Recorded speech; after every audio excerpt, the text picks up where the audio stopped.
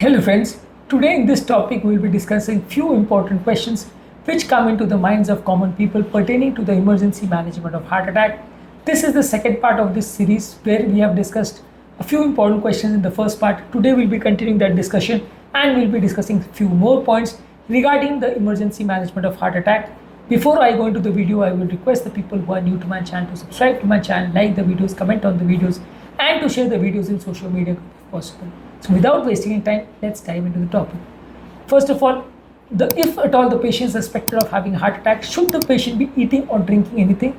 If at all a suspected heart attack is there, the patient should not be eating or drinking anything. He should only be swallowing his medicine with the minimum amount of water which is required. But extra amount of water, extra amount of food, juices, anything should not be given until and unless the patient is hypoglycemic. And if the patient is hypoglycemic, then ideally glucose water would be the best way to manage the patient's hypoglycemia. But other than that, nothing should be given to the patient through the mouth, because if at all any emergency procedure is planned, that might become very difficult because the patient might have some vomiting and might land up into aspiration, which might be dangerous for the patient. So nothing should be given in the mouth of the patient.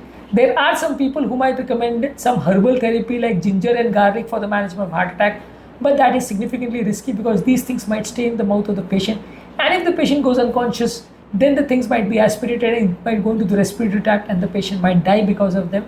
Any other thing besides the medicine should not be given, and medicines also should be given only if the patient is conscious. If the patient is unconscious, even oral tablets or medicines also should not be given. The patient should be rushed to the hospital as early as possible. Next important question is, usually whenever the patient reaches the hospital, the healthcare professionals try to open up the closed artery which has led to heart attack. Heart attack basically means a condition where the vessel supplying the myocardium has got occluded and the oxygen and the glucose supply to the area has become completely stopped. In these cases, people should try and make an attempt to open up the vessel. In these cases, the medicines, angioplasty and surgery might be helpful. Surgery or bypass is usually not done in case of a acute heart attack in most of the scenarios. Injection therapy or angioplasty is the most often sought for therapy in these cases.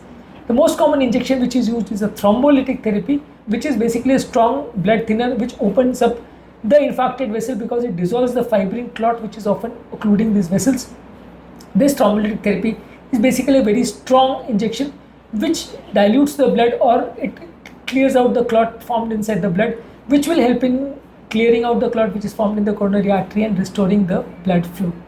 Then next question is, what is an angioplasty? Angioplasty is basically a technique in which the artery which has got occluded in the course of a heart attack is opened up using a balloon and a stent.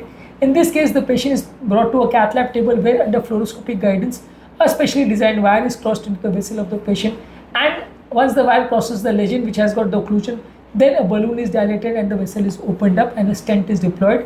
This is the best solution for opening up the vessel because the results of an angioplasty are almost guaranteed and you will have a 95 to 99% success in opening the vessel, as compared to thrombolytic therapy which will have a success of around 30 to 50% or maximum 70% in opening up of the vessel.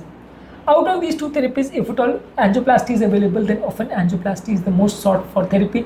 But if at all there is a significant delay of more than 90 minutes in doing an angioplasty, then the patient might be better off in receiving a thrombolytic therapy until the facility for a cath lab or an angioplasty is available. What should be done when a thrombolytic therapy or injection therapy is successful?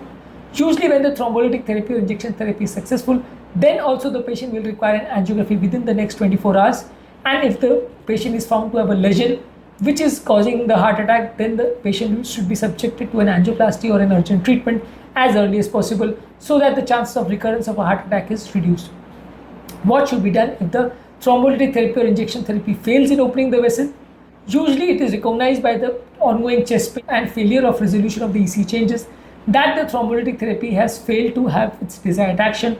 In these cases, the patient should be taken up for an emergency angioplasty as early as possible. As soon as the patient is given thrombolytic therapy and you find that the effect is not coming, then the patient should be rushed to a cath lab and an emergency angioplasty should be done within the next 1 hour, because the angioplasty will be able to open up the vessel.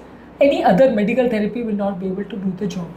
In which cases we tend to prefer lytic therapy.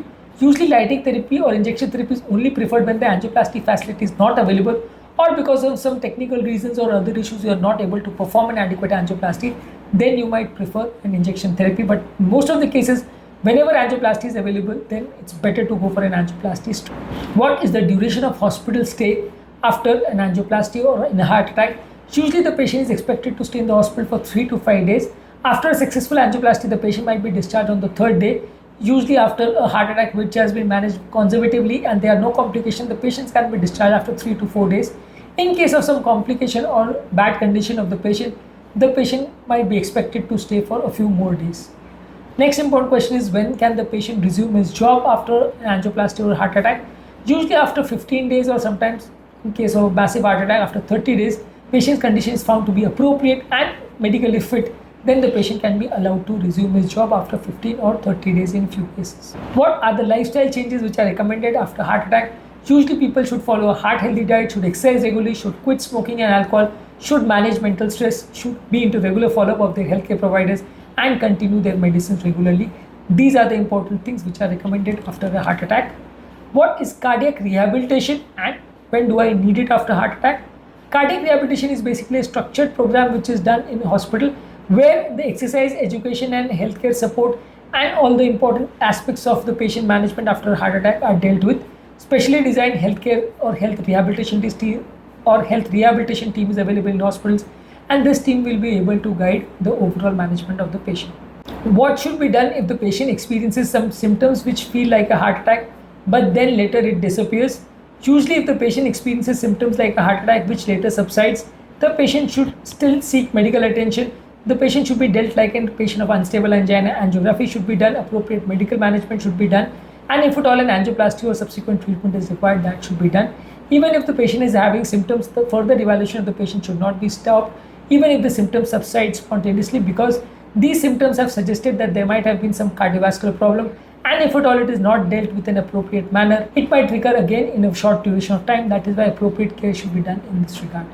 In this topic we have discussed what are the important questions which arise in the minds of the common people in regards to a heart attack or emergency management of heart attack. In the next video, we'll be continuing this discussion further and we'll be taking up a few more questions on the emergency management of heart attack.